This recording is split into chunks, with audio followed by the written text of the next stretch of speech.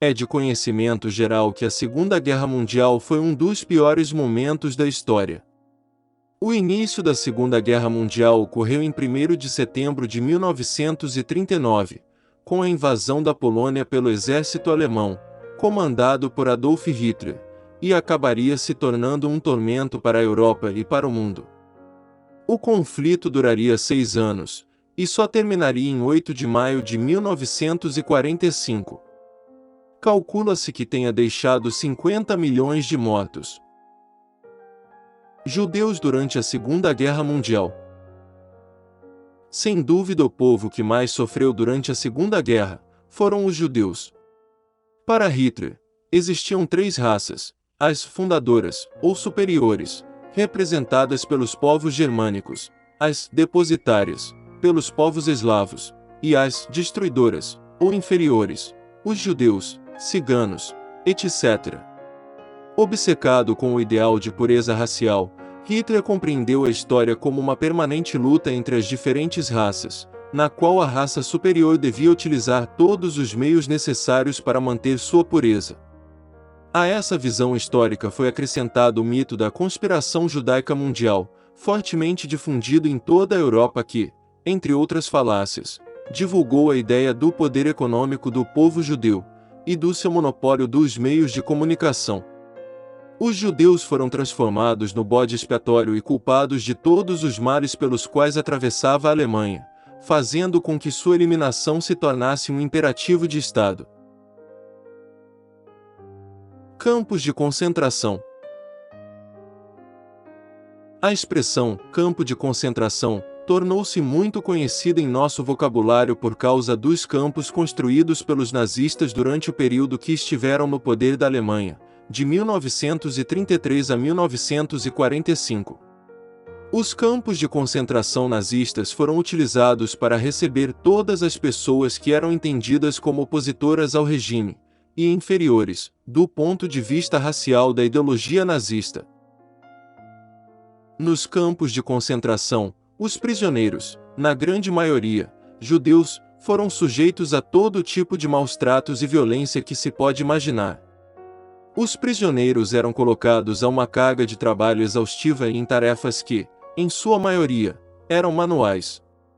Os alojamentos que eram construídos e as roupas distribuídas aos prisioneiros tinham condições precárias. Além disso, havia execuções sumárias por motivos banais, prisioneiros torturados até a morte, pessoas que morriam em decorrência de doenças contraídas pelas péssimas condições, e, claro, aqueles que eram executados nas câmaras de gás. Victor Emil Franco. Uma das pessoas que foi afetada pelo regime nazista foi o psiquiatra judeu Victor Emil Franco. Franco foi um reconhecido neuropsiquiatra austríaco que criou um método terapêutico chamado logoterapia. Victor Franco nasceu no berço de uma família judaica em Viena. Formação de Victor Franco. Interessado em filosofia e psicologia, ainda adolescente, ele trocou correspondências com Sigmund Freud para fazer o seu trabalho de conclusão de curso, o trabalho intitulado Sobre a Psicologia do Pensamento Filosófico, escrito em 1923. Franco entrou para a Faculdade de Medicina da Universidade de Viena e começou a estudar casos de depressão e suicídio. Aos 19 anos, publicou seu primeiro artigo científico na revista International Journal of Individual Psychology. Em permanente estudo, Victor Franco terminou o seu doutorado em 1930 e entrou para a equipe de funcionários de um hospital psiquiátrico em Viena, onde se manteve entre 1933 e 1937, ajudando a prevenir casos de suicídio feminino. Logoterapia. A logoterapia é uma técnica psicoterápica que procura estimular os pacientes a buscarem o sentido da vida. Segundo essa corrente de pensamento, o homem é interpretado como o resultado de um conjunto entre o corpóreo, o psíquico e o espiritual. Para Victor Franco, o homem está no centro e tem como impulso primário aquilo que chamou de vontade de sentido, isto é, a vontade de descobrir o sentido da vida, que pode ser encontrado no amor, numa obra ou executando uma determinada tarefa. O sentido da vida não é, portanto, algo dado a priori, mas algo que se descobre. Viver quer dizer assumir a responsabilidade de encontrar essas respostas para os problemas que a vida nos coloca e encontrar um sentido mais profundo que nos norteie. Perseguição nazista. Por ser judeu, Victor foi obrigado a fechar o seu consultório particular depois do exército anexar a Áustria em 1938. Nessa época, tornou-se chefe do Vienna's Hotel de do Hospital. Com a piora crescente do antissemitismo, Victor Frankl e a sua família foram enviados em 1942 para o campo de concentração Theresienstadt. Em 1944, os membros da família Frankl que sobreviveram foram enviados para o campo de concentração de Auschwitz, onde a mãe, e Tilly Grosser, a esposa de Victor, foram assassinadas.